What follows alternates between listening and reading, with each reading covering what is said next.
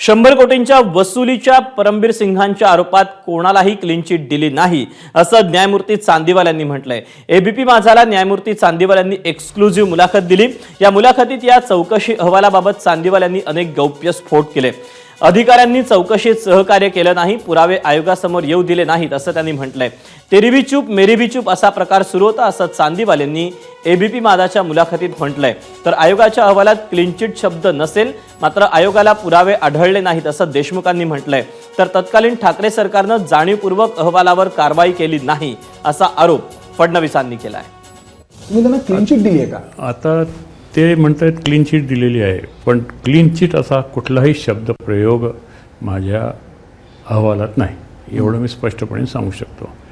आणि परमबीर सिंगांनी जो मार्ग अंगीकारला त्याबद्दल मी टीकास्पद वर्णन माझ्या याच्यात केलेलं आहे, पण मी क्लीन चिट दिलेली नाही। परमबीर सिंगांनी शपथपत्रात सांगितल्यानंतर की मी जी काही माहिती सांगितलेली आहे ती ऐकीव स्वरूपाची होती, त्यांचे ॲडव्होकेटनं त्याच्यावर सही केली। मग मी म्हटलं असं चालणार नाही, ॲफिडेविट व्यवस्थित करा, त्यांनी ते केलं।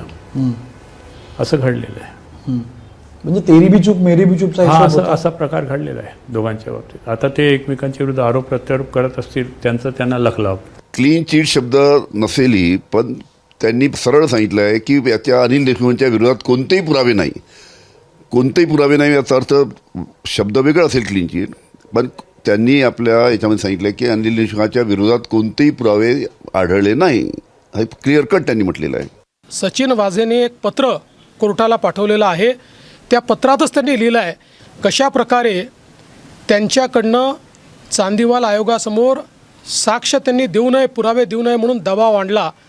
खरं म्हणजे हे प्रकरण भयानक गंभीर झालेलं आहे आणि प्रश्न एवढाच आहे की प्रकरण गृहमंत्र्यापुरतं मर्यादित आहे की ते सरकार त्याच्यामध्ये पूर्णपणे त्या काळची इन्व्हॉल्व आहे, हे देखील त्याची चौकशी आपल्याला करावी लागेल।